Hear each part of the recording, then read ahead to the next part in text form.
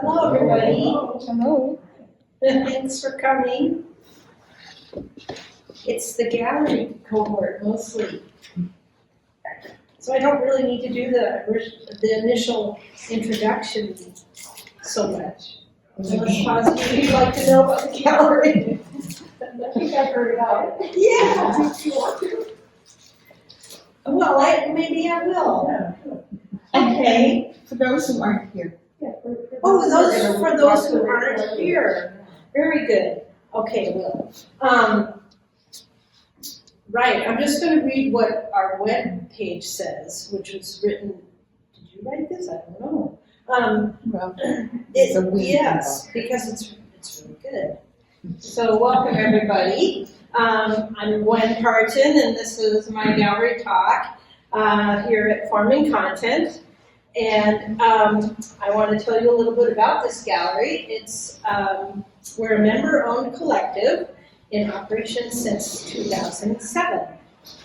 Our 12 artists thrive on the freedom the gallery provides to reinvent what gallery can be, artistically, conceptually, and as a force within the larger community. Each member has 6 weeks for a personal exhibition within a 2-year rotation. Often artists create collateral programming during exhibitions, artist talks, poetry readings, musical performances, discussions. As part of our commitment to community engagement, members curate 2 thematic community exhibitions each year. Visit our website at formandcontent.org to learn more. I invite you to sign the guest book if you want to be added to our email list for future show announcements. And you can leave your address, your email address there on the desk. Come on in. So, now on to my work. I work in drawing, printmaking, and book arts.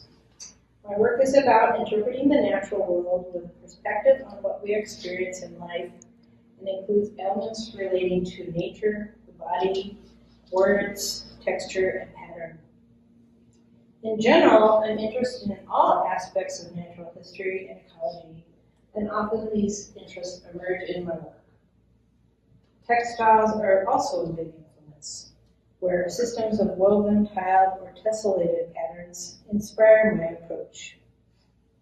Drawing is my pastime, providing a meditative basis to my art practice, and forming the seed for further work in printmaking. In printmaking, I use monotype, cut paper stencils, relief block, and collograph plates. And my process involves making matrices that create a lexicon of parts I then collage back together. And I'll share some of those examples a little bit later.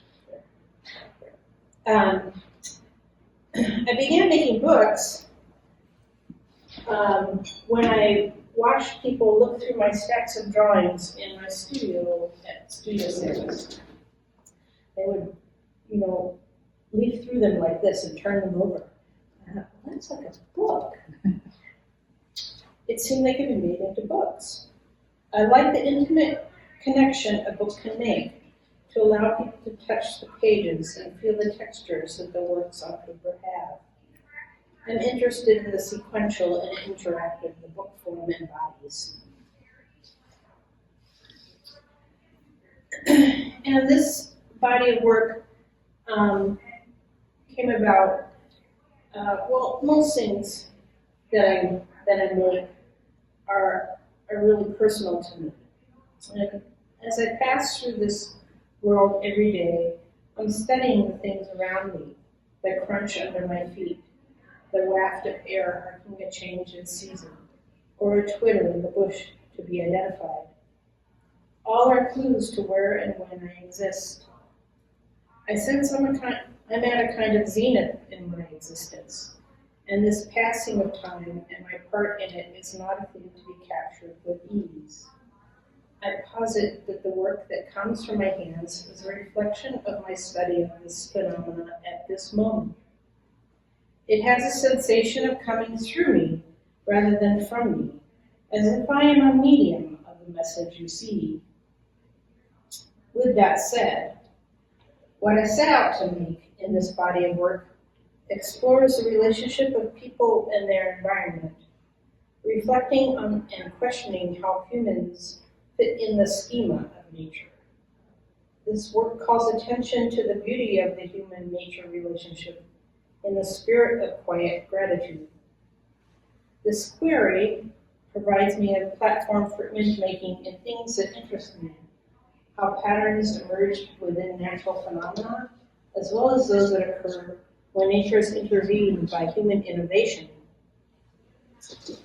I'm exploring what's left behind, what lies at the edges, where human and nature connect, abut, intersect, and overlap. The remnants or fossils in nature and the human imprint. When I was starting on this project, not starting, but sort of midway, I kept thinking of this book, and I don't know why it kept cropping up. It sits on my bookshelf. It's a book of aesthetics, passing, strange, and wonderful. But it wasn't like but I was thinking of it, and I was thinking of it in terms of like that thing that I just read. And I thought, why do I keep thinking about this book? I should pull it out and look at it. It's by Li Fu Tuan.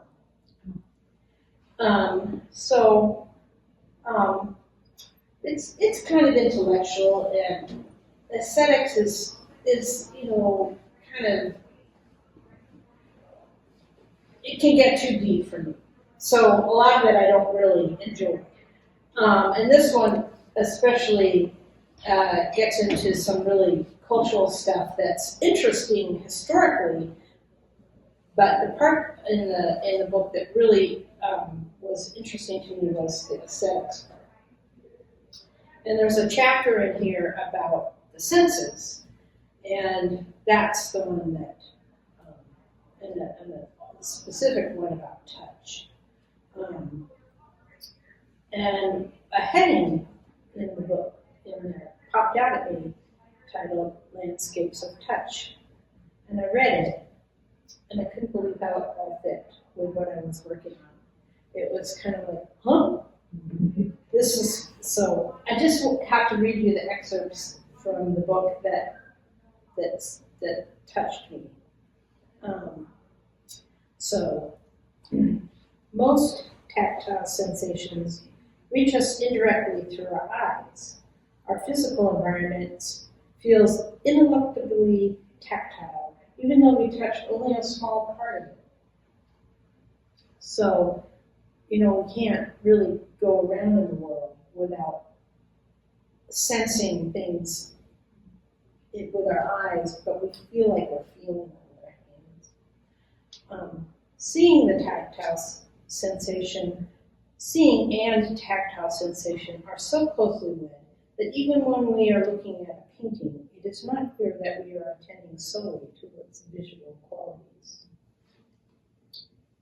Touch is the sense less susceptible to deception, and hence the one in which we tend to put the most trust. The real, ultimately, is that which offers resistance. The tactile sense comes up against an object, and that direct contact, felt sometimes as harsh impingement, is our final guarantee of the real. And lastly, I'll just say lastly, touch, unlike other senses, modifies its object. It reminds us that we are not only observers of the world, but actors in it. And that cemented it for me. So that's the title of my show.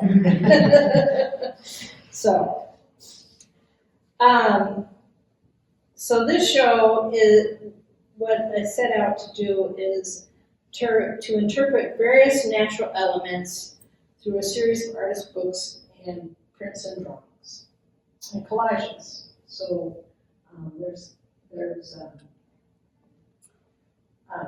and all the work is meant to be very tactile or relate to sensory things. And the books are not necessarily narrative. There are no words, and they're not necessarily sequential, though they are composed purposefully for an intimate experience of content. And you're invited to turn pages and sense that for yourself. The show has 4 components: wood, which is in this section over here; water, which is in this section here; stone over in this corner; and air. And then there's 3 scrolls. There's one related to the stone section, called sediment. The middle one related to the water, that's called waterfall. And one related to air, called airlift. The whole project, probably the seed of it occurred for me about 4 or 5 years ago, but I didn't. And I was supposed to go on residency in 2020 to start on it, but I kind of put it aside. I did start on it in my studio, like started making plates, but it kind of got waylaid, and I didn't really start on it until I went on the residency, which was out in California in 2021, so 2 years ago. And I started on the wood book, and I created most of the printmaking for the wood book while I was there. And a lot of the parts to that book came from things on that property, like this log, which is really beautiful. It's been eaten by worms. Mm-hmm. And that log got used in that piece that's behind this there. And it's in the wood book, in a similar kind of composition in that book. And I used it to do a rubbing from that. And at the end of and she had a few of these that the person that she hired as sort of a handy person on her property had shaved down like that, and she had them in her studio. And I asked her if I could make rubbings from them and have them on my table while I was there. And she said, sure. So I had them sitting there. And when I left, she offered that to me. And I was just so touched. It was really great. It's like so wonderful. So, but also these pieces of wood came from her wood pile that were going to be used in the fire pit. So that's kind of fun. So often when I'm working on a project, I use things that I find, or look for stuff for it. But anyway, for the whole project, the books come first, and then I make the extra pieces that either come from making the books or are inspired by making the books. So, and I do research to find, inspiration for each of the subjects. I'll go to the hardware store, or go out on a hike, nature, or I'll look in books and images online, and the hardware store is a great place to go. Sandpaper that used in the stone book, and also this is a sink mat, that you set in your sink to keep your dishes from cleaning around or whatever. That got used a lot, and it's in that piece behind me. Okay, it's in the stone book. So, there are very many other found object things these here in my examples, but in the air book I used balloons, blew them up, and for that, there's a lot of different processes I use for all of these books and pieces. Most of them are related to printmaking, and I do, most of my methods stem off of monotype printmaking, and for that, I use generally a plexiglass plate, usually a bigger one than this, because my press can accommodate a plate that's about that long, a little wider than this. And I'll roll ink on it with a brayer, and then I can lift ink off, or splatter, or I can do lots of different effects with that ink. And one of the things I can do with the balloons is I can blow them up and I can press the balloon into the ink, and that lifts the ink off. So where it's white is actually the paper, and the sort of grayish color is the ink color on that one. But monotype is a method where you can do a painterly effect. So you can, like in the birch bark piece, it's mostly painting, but I used a roller and sort of rolled the lines for that one. This is a different type of monotype.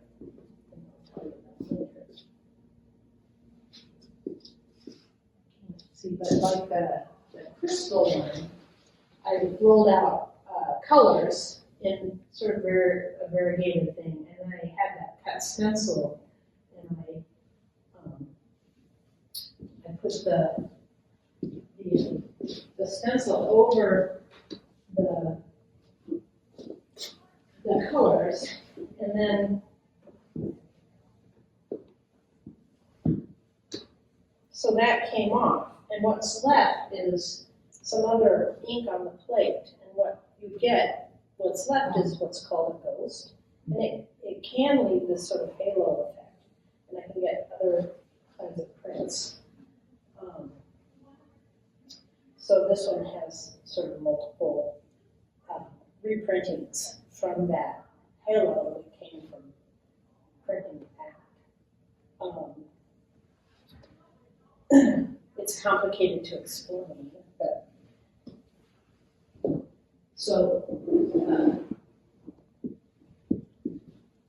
I kind of try to make use of multiple prints from each take. So now these bubble prints, like this one here, and also this one here, the background of that one. Those are made by mixing watercolor paint and dish soap, and you blow I wrapped a sort of a nylon sock over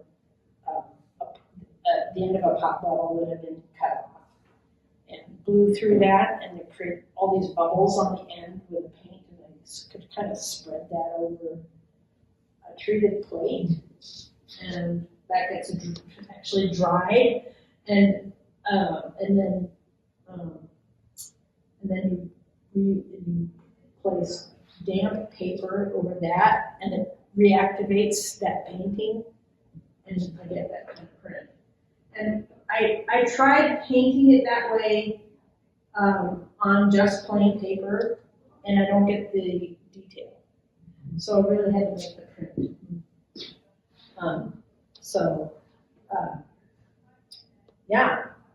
Lots of different techniques. I do a lot of cutting blocks. So this was used for some water, for the water book, but it looks like maybe the block that was used on that one, but that was actually this block. This is a different block that I made for that bark, sycamore bark print. Yeah. So I make a lot of blocks of different types. These are some wood grain blocks. This is sort of a stylized wood grain. It's just concentric circles. So sometimes I stylize things, and sometimes I try to make them more realistic. And this one is a dry point plate. A dry point is where you scratch you can use plexiglass or metal, and this is used on the very end over there. And the ink will sit in the scratches, so you put ink on. You actually kind of put ink all over this, and then you actually rub it off. It's tedious, and until you get to a point where the ink is only in the scratches. It's very tedious wiping, but it creates a nice effect. So those are some techniques, and I like playing with all the different ways of getting effects. So, yeah. Paper cutting. Joyce, you asked about this one because somebody asked you. This I did cut by hand, but I had made the design in the computer and printed it on cardstock ahead of time, so I had that to go from. Yeah. So that's kind of my talk. Yes, of course. So, as far as your process, when you are making these things, do you have an idea of your method? How you're going to lay them out? Or do you just start by just playing with, I'm going to make some wood grain, I'm going to get a piece of wood and do a grain, I'm going to see what I have, and then the design aspect of putting things together. That's kind of how it goes. So I know I want to work with this. And sometimes even I don't even know if something's going to get collaged with something else. I just know I like this texture. I don't know if it's going to work with another thing.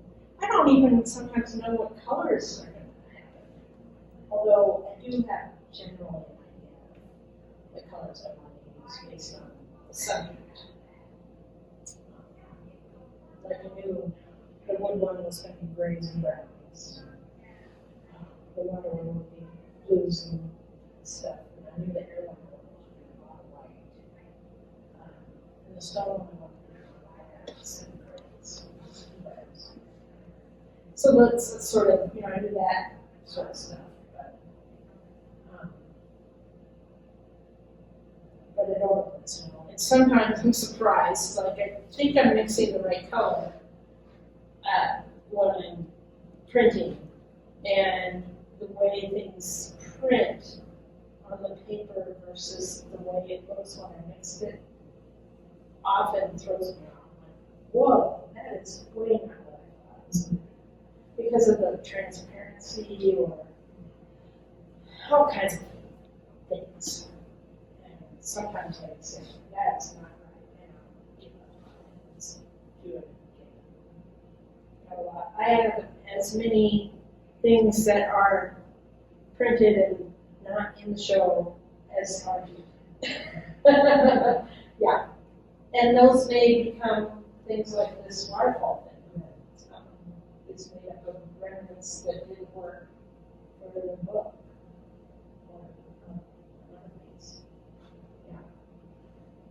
Like that. The sediment piece kind of came by, I was sitting during, I guess it was Art Attack maybe, and I was doing a drawing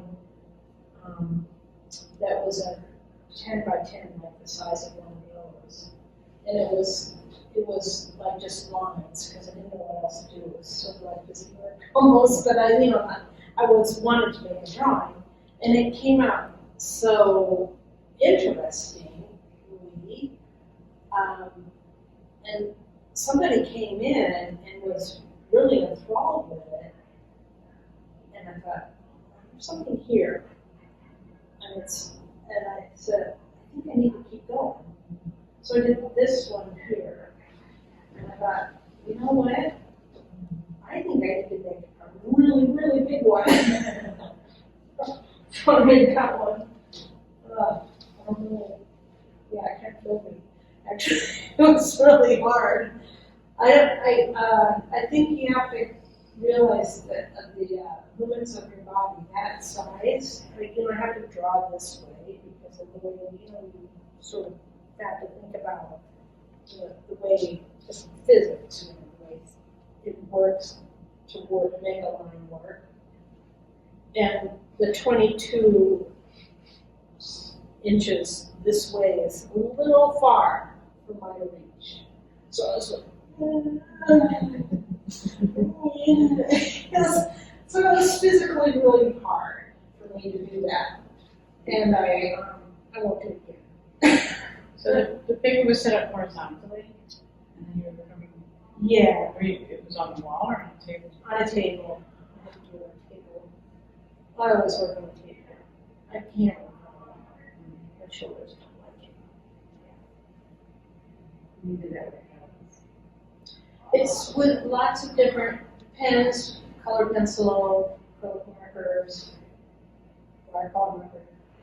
So it seems like, especially with the one you're talking about here, there's a certain amount of automatic sort of drawing that you're drawing or you're making things, you're cutting things, in some cases without a lot of preconceived thought. On the other hand, other things are really quite, designed, beforehand. That's the one who's right behind you, Yeah. perhaps, where you kind of figured it out on the computer. So this is an interesting balance. Can you say, and it might not, since it's your process, maybe this, but could you say something about this kind of automatic sort of drawing that you seem to be interested in and good at versus this highly developed design? Oh, yeah. I like to make up a system. Oh. That's part of my thing. I like to make a system or a structure to work in and then go with it. So the structure is the control part. Like work within this. And then go with that for a long automated time. And just stick with it. Mm-hmm. But sometimes it's pretty laborious. Yeah, and I kind of like to my limit on that one. That's on your limit. Yeah, I won't do it again. But I'm pleased with what happened. I don't think I'll do it again. Not the same way. I mean, I might do something that takes as much work, but I won't do it that way. Yeah. How did you, what makes limit? How did you know that? It was physically hard to do that sort of stretch That many with my times. arm that many times. I could only do about an hour at a time. Yeah, so it took me longer than I expected to complete it.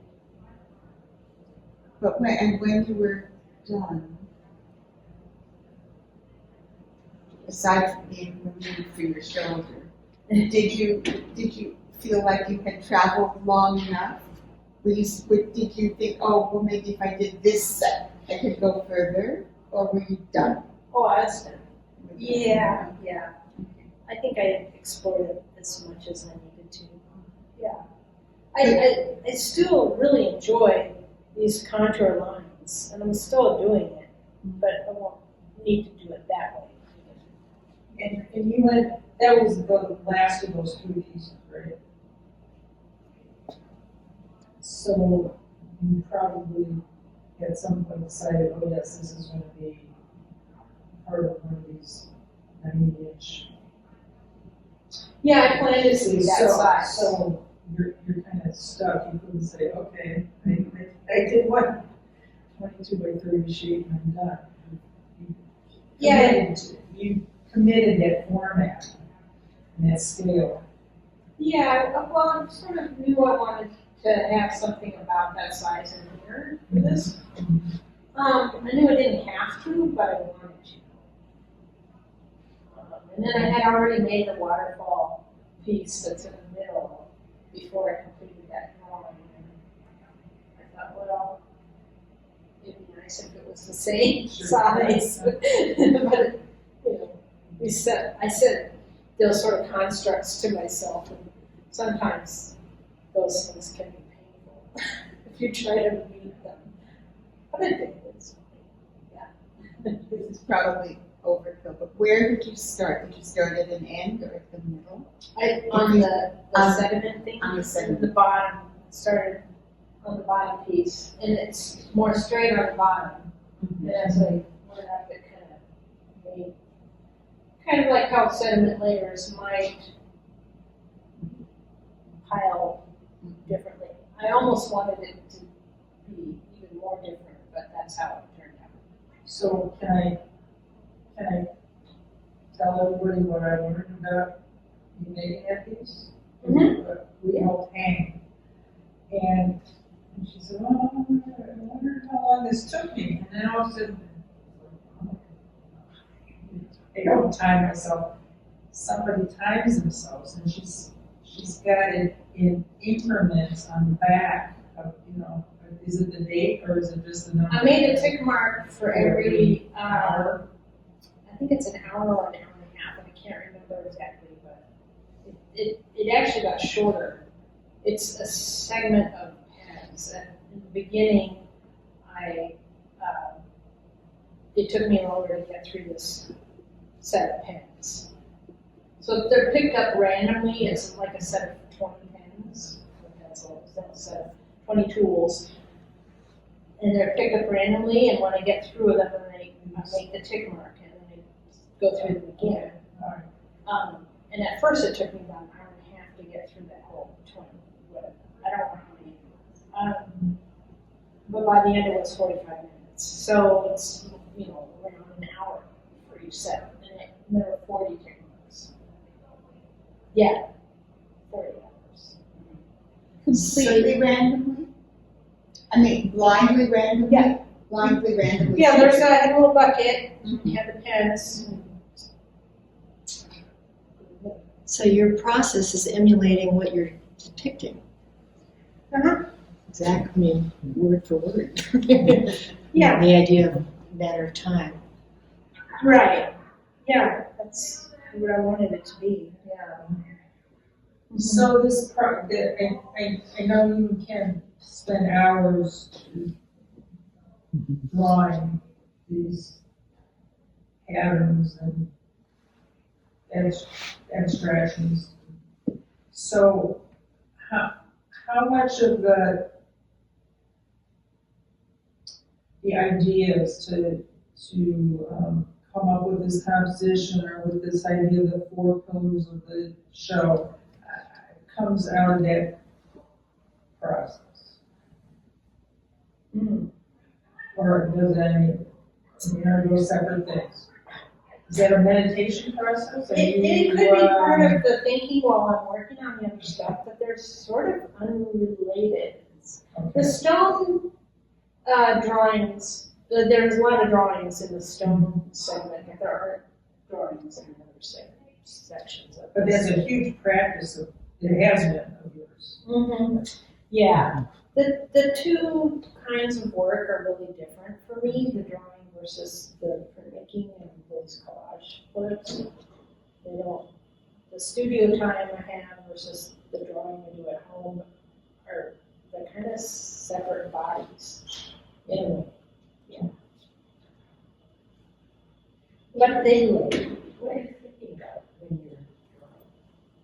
you're drawing? Well, it's really interesting to watch the thing come about, and sometimes I'm worried about life, that kind of stuff. But a lot of times it's just watching it happen. Yeah. I do feel like it is a meditative. Yeah. Yeah. And sometimes it's wishing that the next random pull would be something other than it is. But I try to follow that random process once the system is set. So I pick, the colors. I do choose a set of colors and I choose, the materials. But then there's the randomness, and I choose the image, or the form that I'm trying to make. But sometimes the way the colors put down is sort of random. I didn't realize that was Yeah. Yeah, it's interesting because the variation of light and dark, I mean, there's a certain general regularity in terms of value as I look at it. I suppose that's true if you're looking at, no, it's not necessarily true if you're looking at a rock. I mean, it could be that there's more iron at the bottom but this is more evenly dispersed. That's why I was asking about the randomness as well, where they're little. Well, I suppose in the selecting, you have some light values and some darker values, and you've chosen that balance to begin with.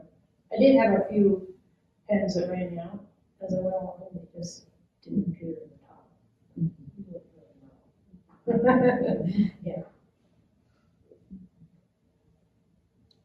And that's probably not coming up in the video because that image, that drawing isn't showing. Is that? Oh, I can turn it. Yeah.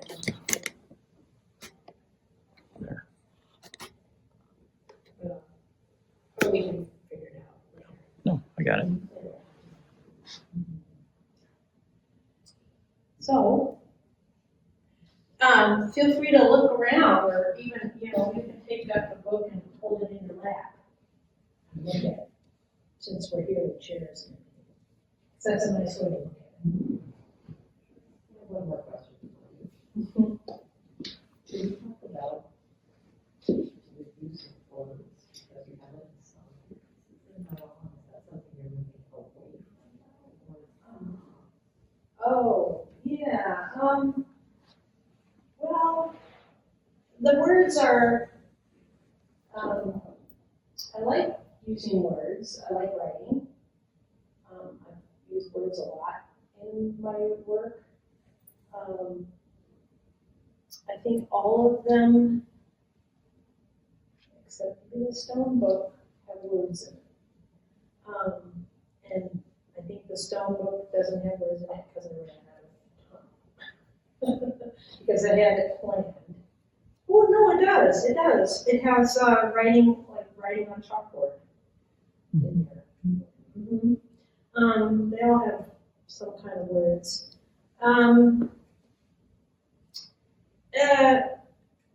I like writing. I was a graphic designer, so typography has always been interesting to me, but less so now. So in terms of like the error book, I used to read in and read out, because that's kind of like a meditation on error. In some of the other books I used the types of like wood words or stone words, wood words. I think there are wood words in there because that was an outtake. I think that didn't end up in the book. Although I did do a piece about it. It didn't end up in the book.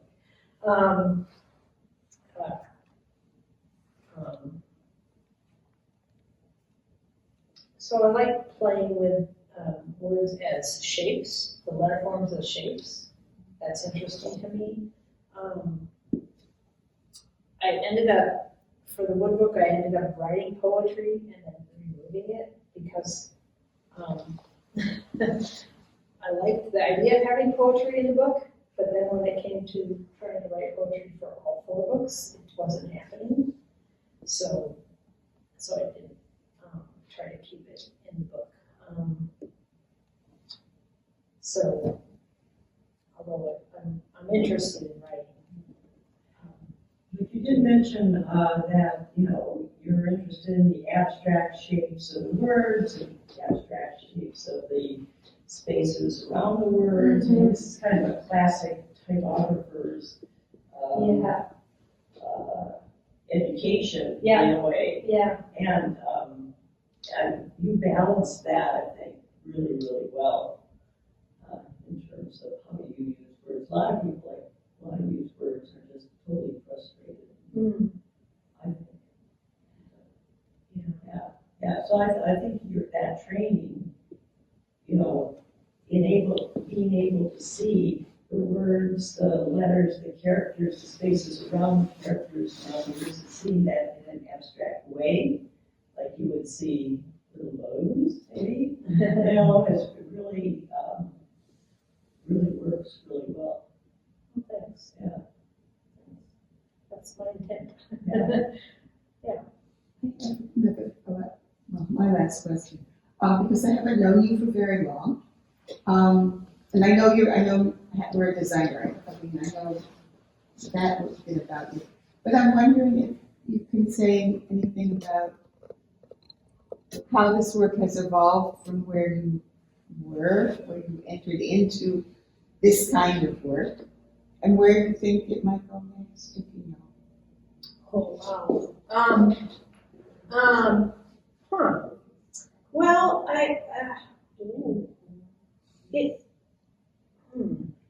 where did it evolve from? It evolved, I was doing a lot of cut paper work before this, and layering cut paper pieces together.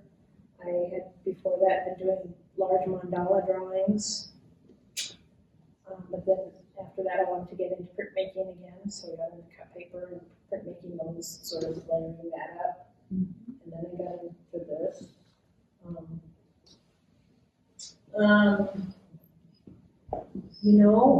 I kind of feel like I'm at this sort of like open space where I'm not sure what's next.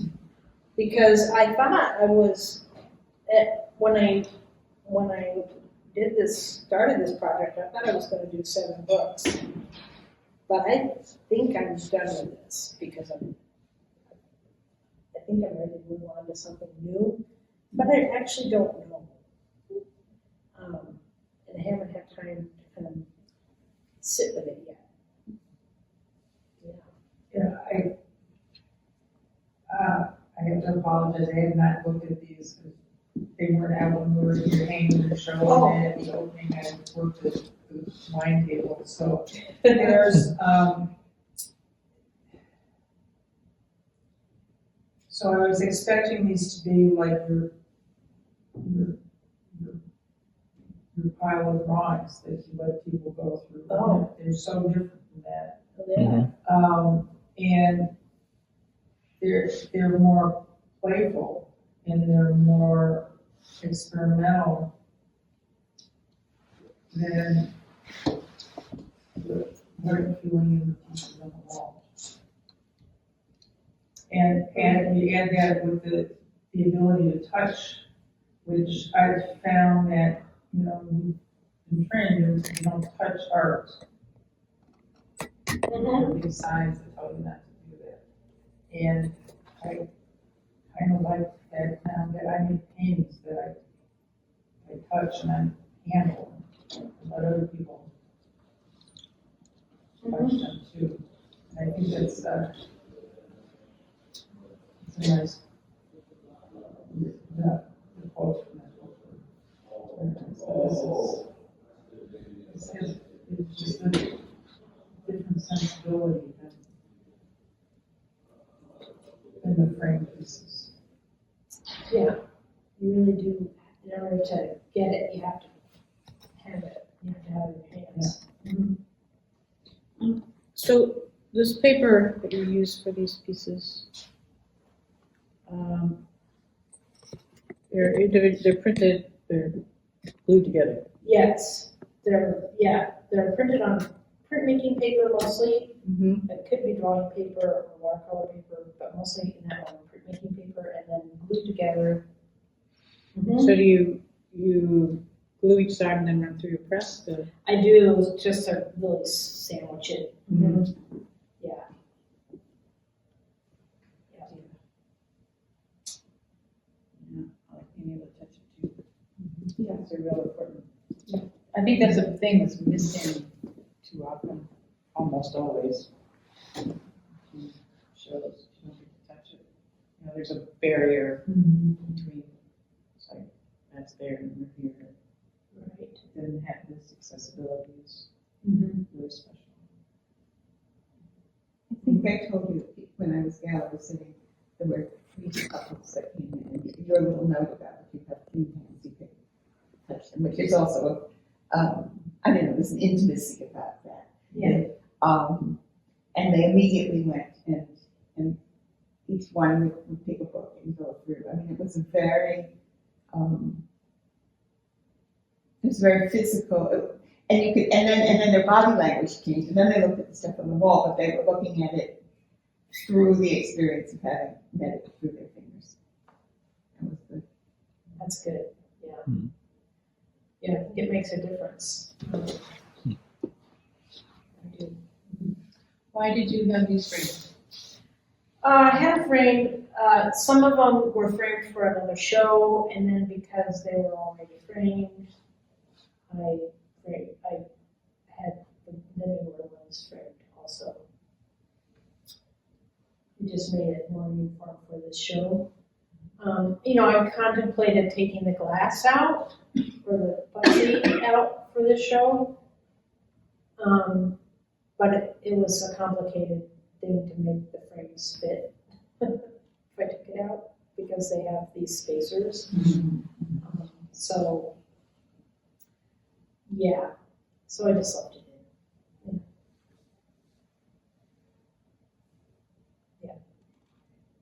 And they're beautiful framed. Thank you. If you're looking for a framer, I have a good person that can tell you.